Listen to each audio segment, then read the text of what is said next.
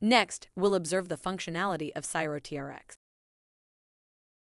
Here's Ciro's website. In this section, you'll find a brief service description. In another, the team behind it. And here, a small contact section. Without delay, let's focus on the crucial part.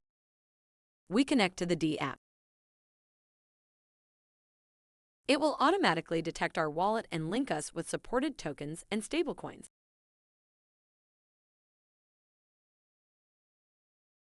Opening the wallet, you'll notice it holds only a few stablecoins and 12 TRX. We'll copy the destination wallet number from below. It holds just 4.75 USDT.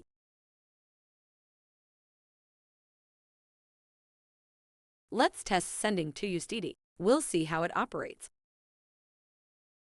Entering the amount to send, you'll see the user receives only 1.75.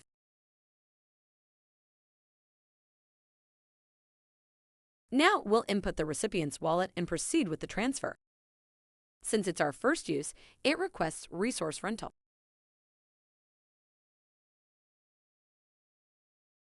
Continuing, we execute the operation.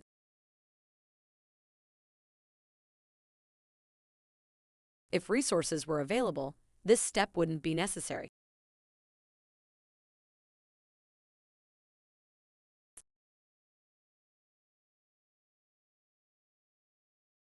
Brutus assigns the energy, and we approve the contract.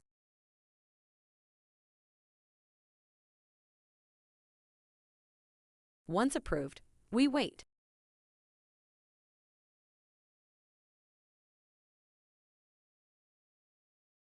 After the energy rental, a window appears for contract approval. It requires 378 bandwidth resources and 6-6K energy, or 24 TRX. Our wallet lacks these amounts, warning of a potential transaction failure.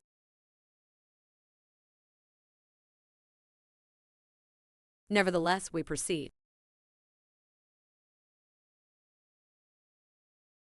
The transaction is approved, successfully completed.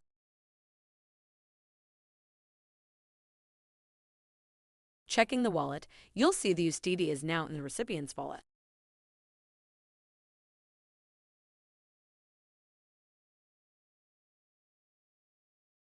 But that's not all.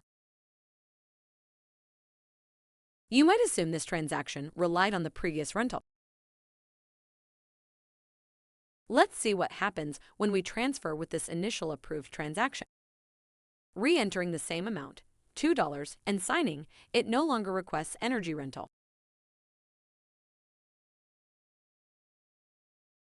Still, the contract processes the transaction without requiring resources or TRX in our wallet. This concludes our demonstration. Now that you understand how CiroTrx works, what are you waiting for to use it? Thank you for your attention, and we look forward to seeing you at CiroTrx.com.